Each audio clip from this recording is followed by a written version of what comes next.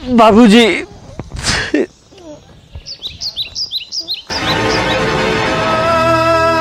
क्या करेगा? चल जाइए यहाँ से। बाबूजी ऐसा मत कहा, क्या बहुत तबीयत खराब बा, कुछ करा बाबूजी, तब मुझे दया कर रहता पर लड़का मर जाए।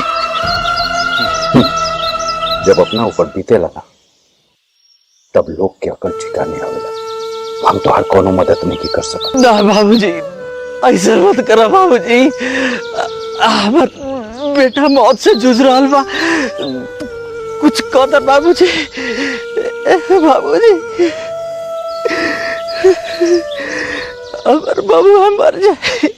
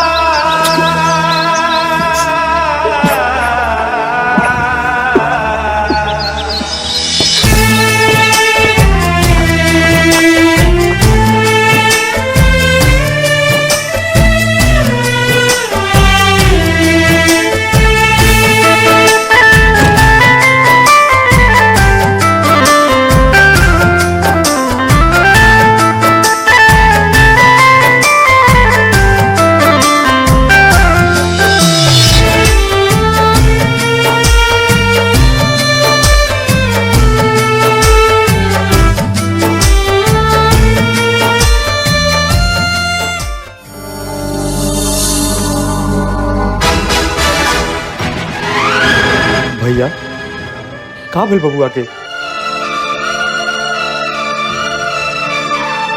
अरे कुछ बोलत काहे नहीं खा? भाभी कुछ बोलत काहे नहीं को? अरे का भेल बताओ ना। हम अपने बबुआ के ना बचा पाई,